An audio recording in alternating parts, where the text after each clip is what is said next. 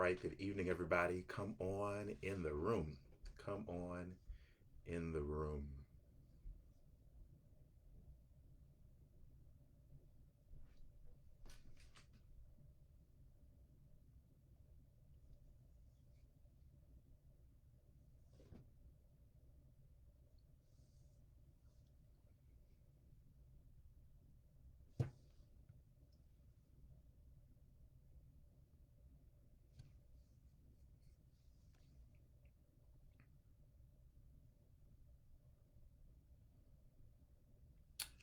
All right, I ask that you all bear with me. I'm using a new camera for streaming, so I'm trying to get used to it, and hopefully, I can see the comments as they're rolling in. We'll wait a few more moments before we get started.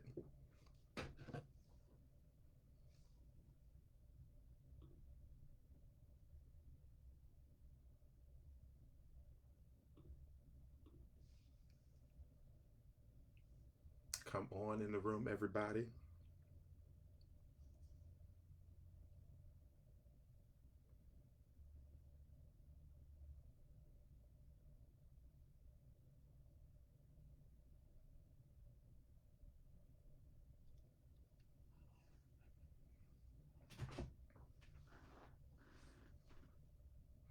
Hey, Chris, I did see your post from earlier.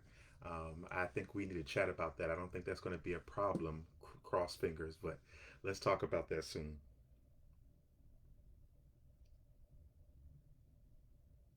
Good evening, good evening. Come on in the room.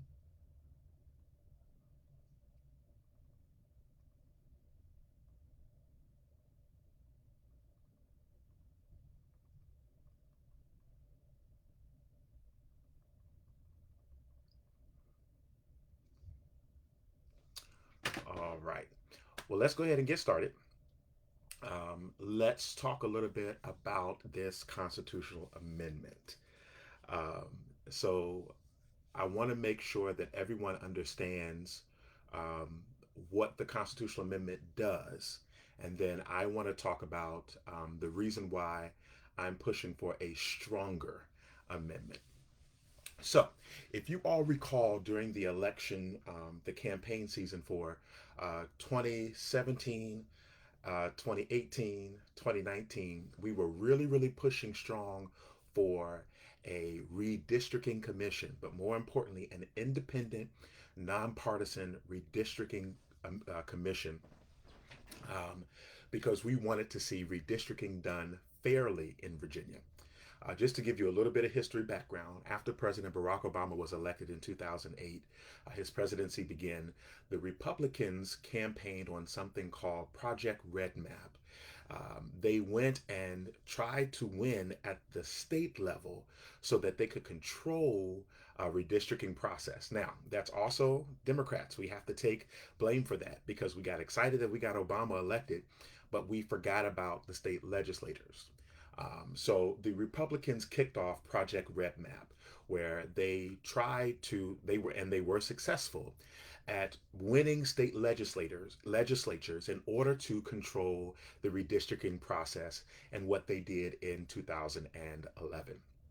So this is where we see a lot of red districts and a lot of red states pop up after the presidency of Barack Obama. Now, we also know the trend of politics. Once the president gets elected, it's typical that the opposing party will take over governorships and different things like that.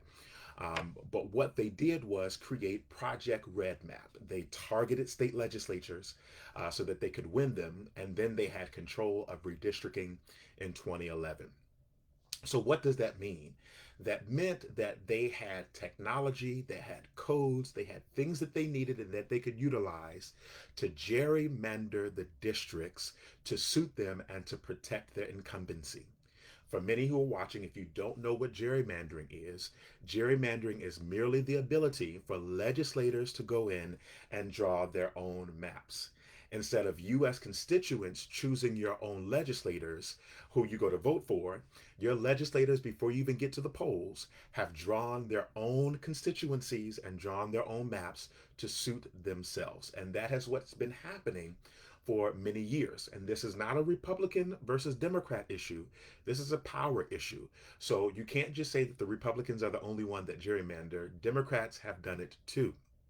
And so, what we wanted to do in Virginia was fight to ensure that we had fair redistricting. We knew that redistricting happens every 10 years. After the census is done, we come back about 45, 30 days later, once we receive the data from the census and the Census Bureau, to draw the maps again, to redraw. And the state legislatures are the one who control the maps for the state house, the state senate, and the congressional district. So all three of those maps are drawn by the General Assembly or the state legislatures.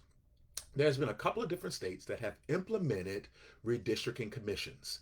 Some are legislative redistricting commissions, and some are independent or citizen-led redistricting commissions. And so it was our belief that we wanted to get a independent, nonpartisan redistricting commission established in Virginia. And there was a great group that started called One Virginia 2021 that had been campaigning for years and fighting for years to get a constitutional amendment on the books. Now, I'm going to say this. You will not hear me talk negatively and bad about One Virginia 2021 because many of them are my friends. They are my supporters, and they helped me get to the seat that I'm in right now. So you are not going to hear me speak negatively about them. Even the leader of the group is a good friend of mine, and you will not hear me speak negatively about them as well. And so what we're talking about today is, what does a constitutional amendment that's on the ballot, option number 1, does? So I want you all to take a look at SJ 18. This is the establishment of the Redistricting Commission. It's not that long. It's only 3 pages. You can read it, and just so you understand, this constitutional amendment only creates a redistricting commission, which is what we want. Pause. We want a redistricting commission. So it's a great starting point. But what we want to see is certain protections are part of the amendment, and to ensure that the constitutional amendment creates an independent commission. So I think this is very key to understand. We have to ensure protections are in place. So when we read this piece of legislation,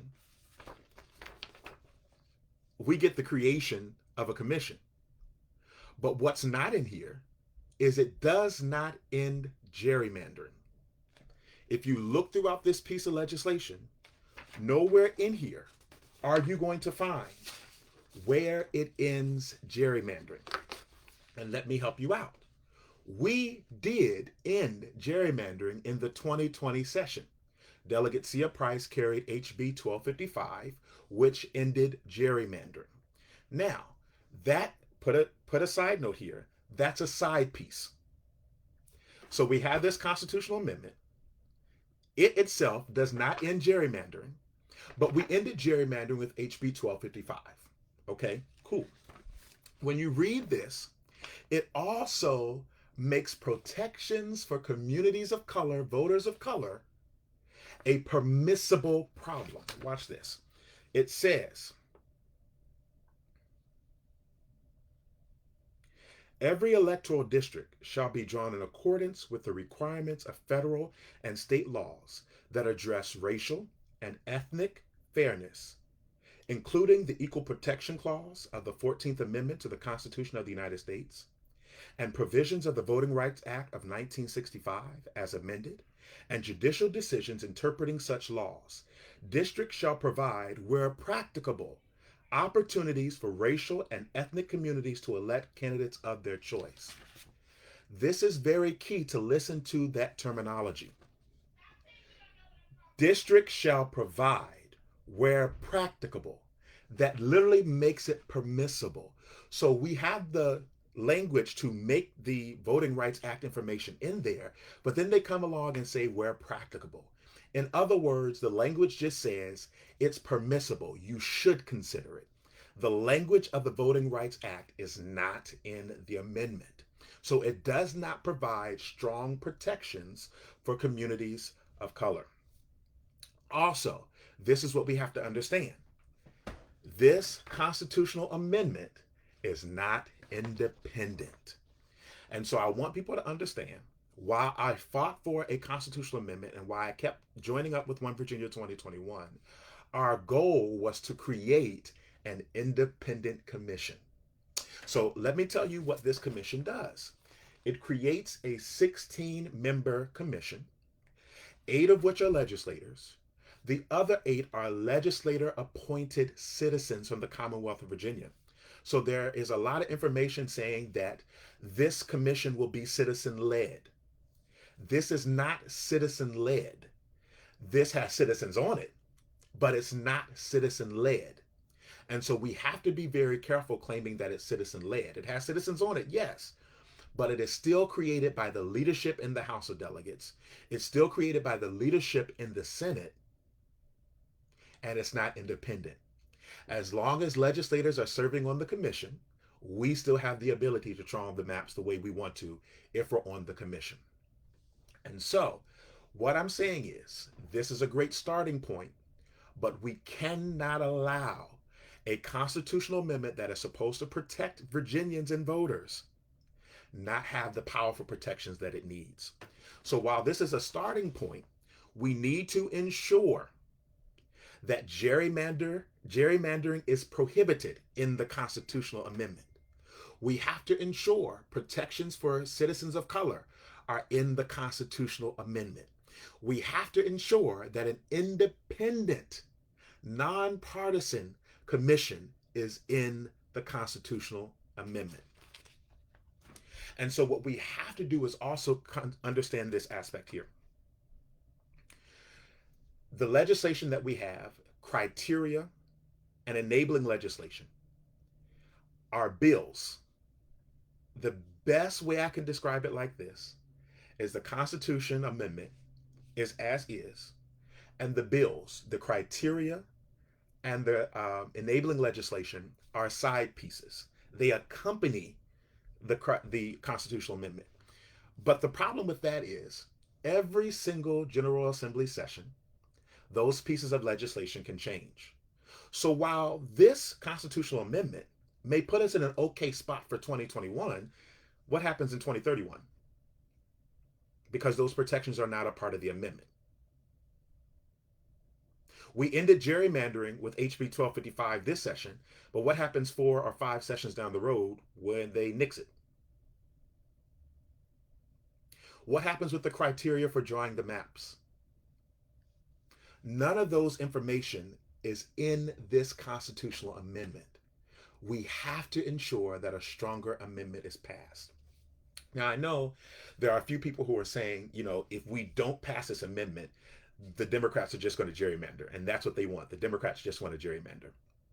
And I want people to understand, we passed HB 1255 this session. Every Democrat voted for it. There was another side that didn't vote for it. So if this amendment was to fail, we can't even go in and gerrymander our own districts. I don't even get to go in and redraw the 28th because we have HB 1255. And on top of that, they are stating that if we kill this amendment, it goes to the legislators to draw the maps again and we start over. Delegate Marcus Simon has already presented an amendment that we tried to get passed in the past session. So we already have plans. Not only that, but the governor's office has drafted legislation for the creation of an independent commission. And so I think we really have to understand that while this amendment starts off on a good foot, we want it to be great. We want to have a redistricting commission. It does not have the protections in place. And many people will argue, well, we trust that Leader Philip Horn and that President Pro Temp Louise Lucas will pick the right people. I believe that too, but that's for 2021. We pass this amendment. What happens in 2031? What happens when legislators change legislation and change these bills? We want to make sure that the protections are in the bill. Now, I see some questions and I want to get to them. Um,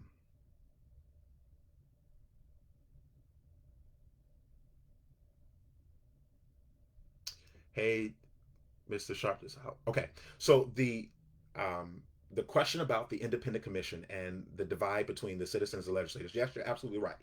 That was the same way it was in the original amendment. You're absolutely right. But more so, that's one of the excuses that I'm using. But we also have to focus on what I'm talking about. The protections need to be in there. So while I'm fighting for an independent commission without legislators on it, that was the original way it was drafted with the 8 legislators and the 8 citizens. Yes, you're absolutely correct. But the protections for the communities of color and ending gerrymandering. There's a statement going around: vote for number one to end gerrymandering. Voting for number one does not end gerrymandering. There's nothing in the constitutional amendment that ends gerrymandering. It is a enabling piece, a criteria piece of legislation that's going with the amendment that does that. So yes, voting for number one may end gerrymandering in 2021, but what about the beyond? We have to make sure that HB 1255 is a part of the constitutional amendment. And so the question is, how can we pass another amendment before the 2021 deadline? The creation of an independent redistricting commission may not be on the ballot as a constitutional amendment before 2021, but we have the provisions to make sure that the maps are drawn fairly with a commission before redistricting happens before the next election in November.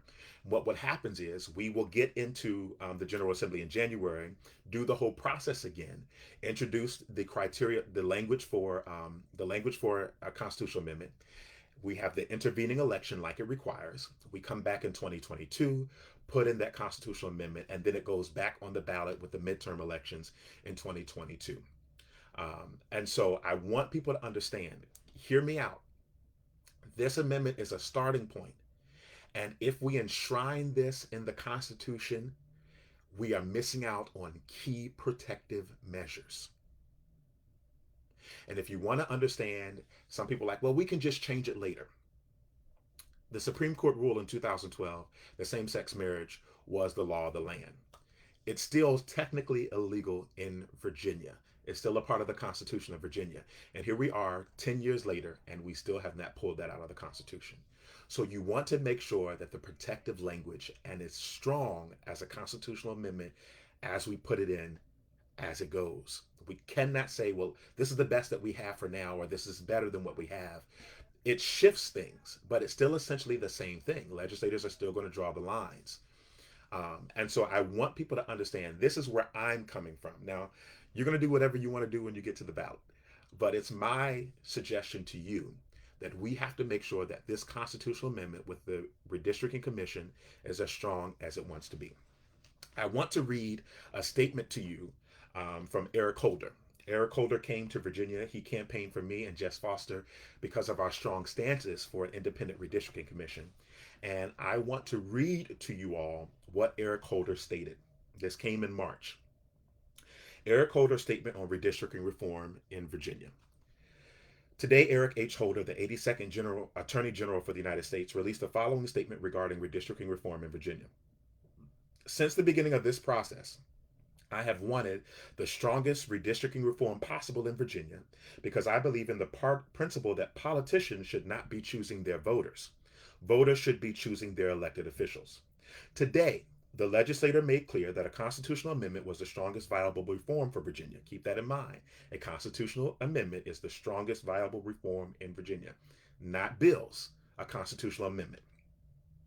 The introduction of alternative options over the past couple of months, including Delegate Price's reform bill, HB 1255, have effectively increased the scrutiny placed on the existing constitutional amendment and helped bring to light some of its weaknesses, many of which, but not all, have been addressed by enabling legislation that will create a fair redistricting process in Virginia.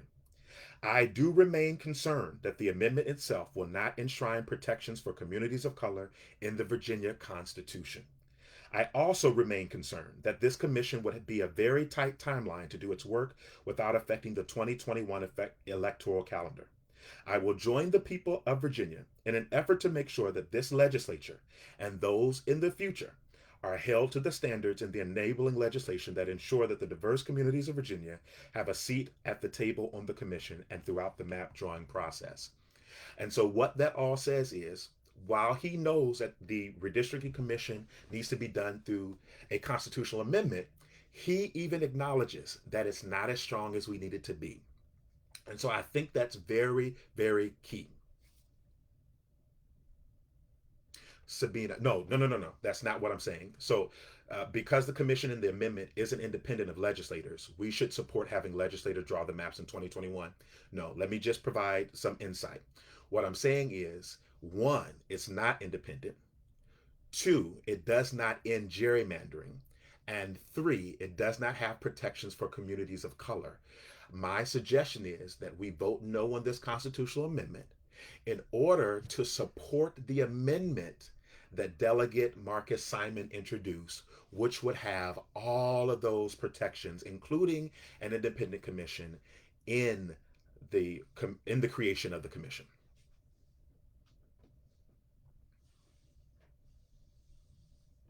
All right. So that's some of the concerns that I had. And I also want people to understand, a lot of people are saying you back down from your promises, you supported this amendment, and I want to make sure that I'm clear. I supported an independent redistricting commission. And after hearing the testimonies of many of my colleagues in the General Assembly, and actually reading the legislation myself, and like I said, it's only three pages. Take a look at SJ18. You can go right on the LIS website. And the question was posed, why does HB 1255 need to be a part of the commission? We want the commission. Let the commission be passed. Well, if you do not have the enabling legislation and the criteria legislation, we are essentially left with just a redistricting commission.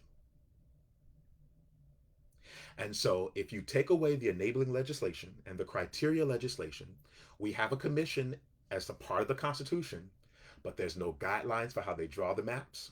There's no guidelines that prevents gerrymandering.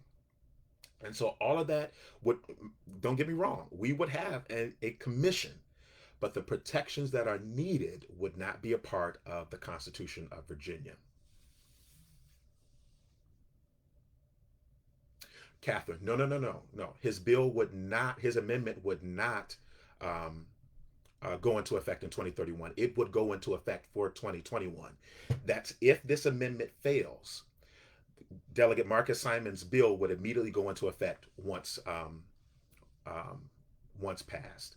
And Mr. Tucker, I would ask, what's my big flip flop on this? Because I remain consistent on independent redistricting reform and ending gerrymandering. So if you're claiming that I'm a flip flop on this, please prove to me where this amendment ends gerrymandering and it creates an independent commission. I will wait.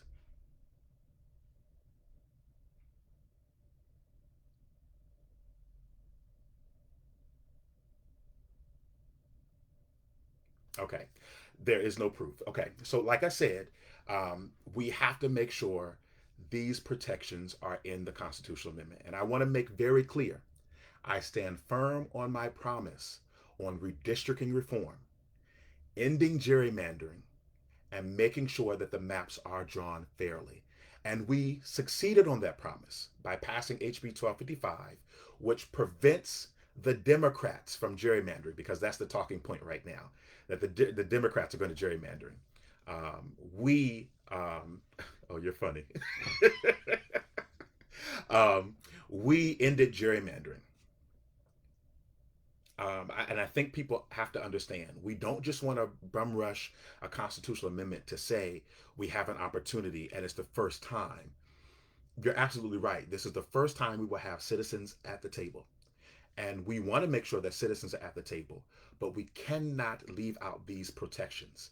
It's clearly important that these protections are in the Constitution. And that's what we want to be very clear on. So when we look at this, the reason why I voted early today, the reason why I voted no on Amendment 1 is it does not end gerrymandering. Protections for community of color are deemed permissible in the amendment, and it does not create an independent redistricting commission. And so One of the things that we did, and people ask, well, what about HB 1255? HB 1255 is literally the bill that creates the criteria for drawing the maps. And so you can take a look at that bill. And if you have any other questions or concerns, please don't hesitate to reach out. I know people, and hear me, I honor the people who've been doing this work with Fair Maps VA, with One Virginia 2021. They have done an excellent job and they have been fighting so hard. So I do not want to disregard the fight that they've done. And what we're asking is we do not give up on the fight for redistricting reform, that we do not give up on the fight for creating an independent redistricting commission, that we simply take this foundation that we have now and make it better by putting the protections in place. And so we take HB 1255 and put that in the constitutional amendment. We make sure that the language of the Voting Rights Act is put into the amendment. We have to make sure that all of those are placed into the amendment to protect all connected and invested communities.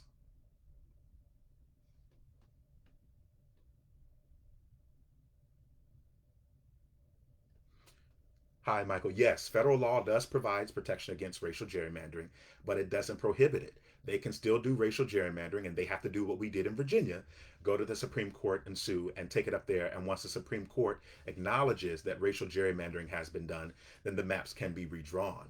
So that has to go before the Supreme Court. It doesn't prevent legislators from racial gerrymandering or even politically gerrymandering.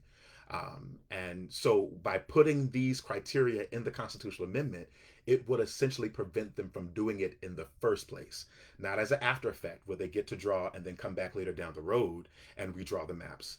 These criterias would be in the criteria immediately for this redistricting commission.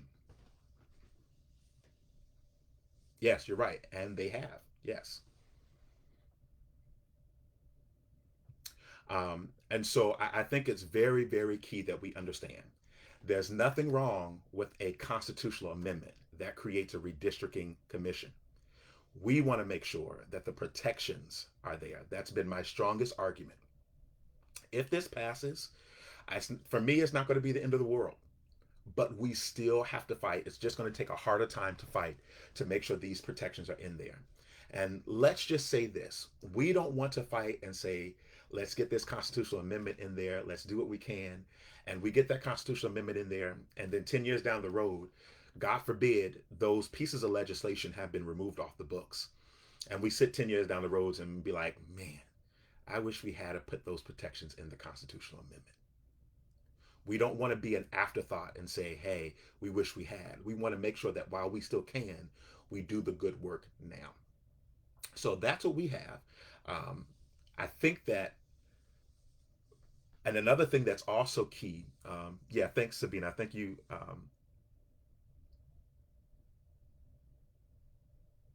yes. So that was going to happen anyways. We already had that provisions in place with the Privileges and Elections Committee. So, hey, Fran, who will be drawing the maps in 2021 if the amendment passes? Let me pull up Delegate Marcus Simon's amendment because it would be, give me one second.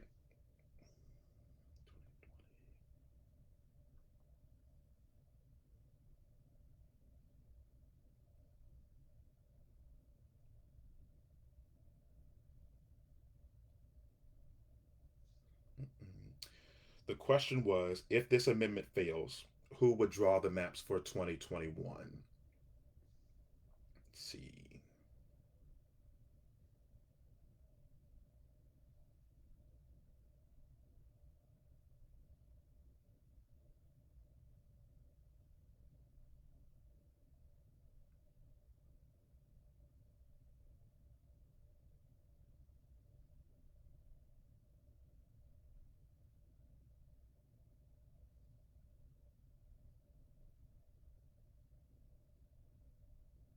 So, according to Delegate Marcus Simon's amendment, if this fails, who would draw the maps? On line 78 of the amendment, The commission shall consist of 11 commissioners who shall be registered voters of the Commonwealth and who are, as a whole, representative of the racial, gender, political, and geographic diversity of the Commonwealth. Commissioners shall meet the criteria and eligibility requirements established by the General Assembly by general law. Any person who is or has been a member or employee of the Congress of the United States or the General Assembly shall not be eligible to serve as a commissioner. So, according to Delegate Marcus Simon's amendment, people who are delegates, congressional members, former delegates, they would not be able to serve on the commission. They have to be registered voters and they have to represent the geographical makeup of Virginia, the gender makeup of Virginia, the racial makeup of Virginia to make sure that the inclusion and voices of people all throughout the Commonwealth of Virginia are included in that commission. Hi, Catherine. So, like I said early on in the live, that it includes this language in here. It says that um, the Equal Protection Clause of the 14th Amendment and the provisions of the Voting Rights Act of 1965, as amended, should be adhered to where practicable, meaning that if the commission starts going through it, they're kind of like, oh, we don't really have to look at this right now. They don't have to add it. It's being made permissible. So it the to say following the Voting Rights Act, and it says that it's in there, but it does not mandate. The language of the Voting Rights Act is not in the amendment.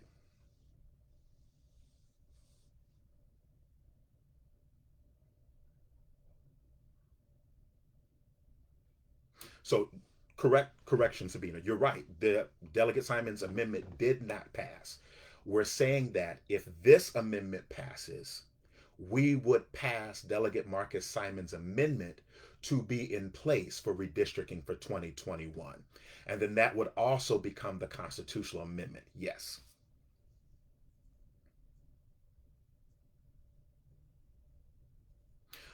But Fran, that language where practicable is also meaning permissible, meaning that they should, but they don't have to. It's not mandated that they follow the guidelines of the Voting Rights Act, and that's what gives me heartburn.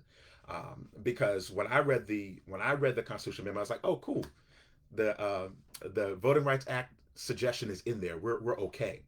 Um, but it's in there, and it's saying that they should, but it doesn't say that they will.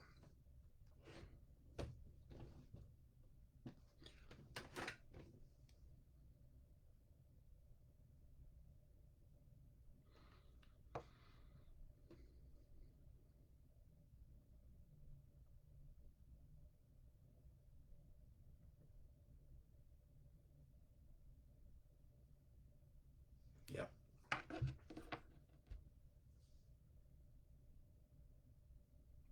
Hey, Mr. Tucker. Yes, you're proving my point. You're literally proving my point. Since 2017, I have been a strong advocate for the need for a third-party independent redistricting reform across the Commonwealth. That's what I'm saying. This constitutional amendment does not create a independent redistricting commission. So thank you for helping to me to prove my point. I'm fighting for the same thing I've been fighting for, an independent commission to be created for redistricting reform. Thank you for helping me prove my point today. I really appreciate it. And again, so I want to stress this fact. I'm about to get off, but if you have any further questions, and I hope I'm not missing any questions that are on here. Um, but what we're looking at is this amendment is a great starting point, but we need to have the protections that are necessary for communities of color, ending gerrymandering, and making sure that an independent commission is created. No, I'm Mr. Camber. I'm stressing the fact, and I want to make sure people understand that if this amendment fails, this does not eliminate the opportunity to draw new maps until 2031. We would enact the amendment that Marcus Simon introduced, which would create the independent commission along with the protections for 2021. I didn't flip flop. I'm making this video because people are asking questions. What does the constitutional amendment mean? So this is not me explaining my vote. This is explaining to people what this constitutional amendment is, because a lot of people aren't aware. There's a lot of Republicans who are screaming and hollering, "We're not voting no. We're voting no. We don't need redistricting commission," but now they're voting for it. So I just want people to understand the importance of what we're doing. Um, so this is very, very key. Now, you're going to vote whichever way you want to when you go to the ballot. I'm just letting people understand what this amendment does. This amendment only creates a redistricting commission. It does not end gerrymandering. It does not have the protections for the communities of color in it, and it is not an independent commission. We do have the pieces of legislation that go along with it that will enable it to do that. But all of those need to be a part of the Constitution, especially if this is going to be on the books in the Constitution of Virginia. Hi, Laura. That's our goal.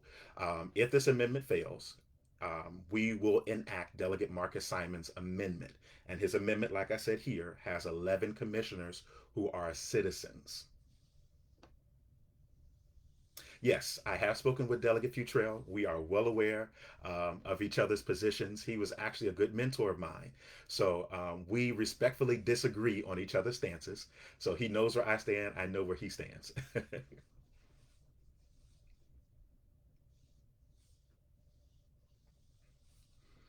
All right. Anyone had any other questions? I'm going to, like I said, if you have any questions, you all have my email address. Just shoot us an email. For those of you who have my phone number.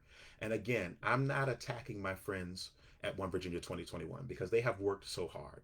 Even Linda Perriello, who's the former president and who was on the board, has stepped away from supporting this amendment because she said it's not what we fought to create. And that and many of people are just saying that the Democrats now want to gerrymander. We're not going to gerrymander. We can't gerrymander because of HB 1255. Um, and so we want to make sure that we have the protections needed. It's very, very key that we have the protections that are needed. Um, and if anyone has any other questions or concerns, I'll wait just a few seconds. Fran, absolutely. I mean, we had it. The commission passed this year, and the Republicans are saying they support it. So if we bring it back, they should support it. And we have the votes in the General Assembly as well in the majority.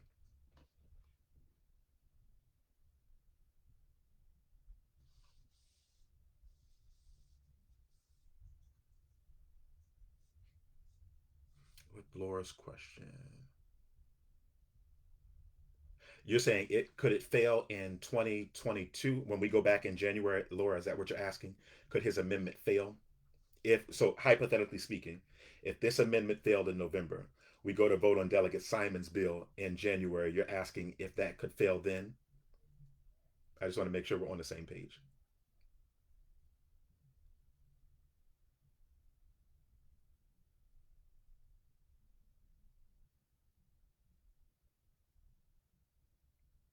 And I'm going to attempt to answer, and I hope we're on the same page. Okay.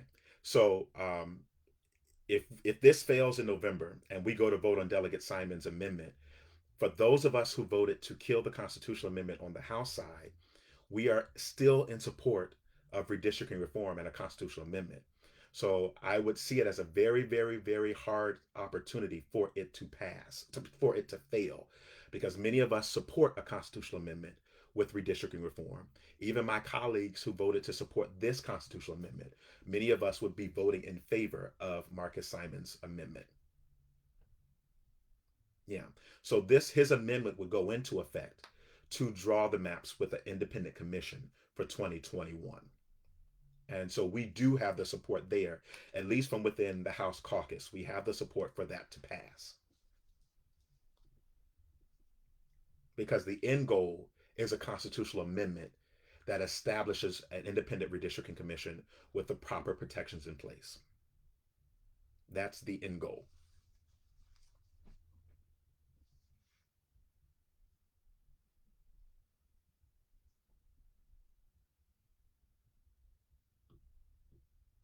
All right.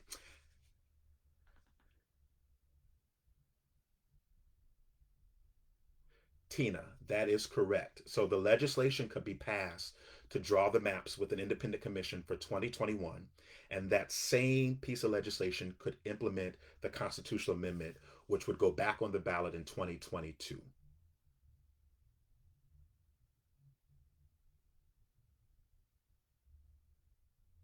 And Mr. Tucker, you've been trolling all evening. I stated I will support an independent redistricting commission. Period. I will end there.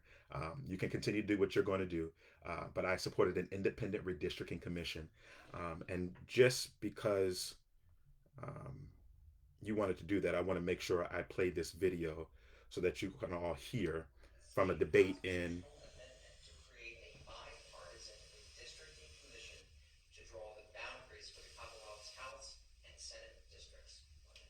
Absolutely. I think we need to fight for redistricting reform in the Commonwealth of Virginia. And for years now, both Democrats and Republicans have had a power issue with gerrymandering the maps to secure their seats. I think it's key. And many Democrats in the past couple of sessions have let. And I will actually post the video because I don't know if y'all could hear it, but it's from a debate in 2019 where I stated that I was for an independent redistricting commission done by a constitutional amendment. So I want people to understand I stand by my word. We want a constitutional commission, independent redistricting commission created, and we want it created it by a constitutional amendment. But we need to make sure that the protections are in place. So I will post that video later so that you can watch what I said, because I think people are saying I'm flip flopping and I changed my vote and I can't defend why I changed my vote. I didn't change my vote. I want people to understand we need to make sure these protections are in there. Some people were not aware that these protections were not in. We all thought that this constitutional amendment was going to end gerrymandering, create an independent redistricting commission, and we were going to be good. But the more we read the legislation, the more we understood the piece of legislation. It creates the commission, and that's it. All the other pieces are enabling legislation that go along with it. We have to make sure that those legislations are in the constitutional amendment.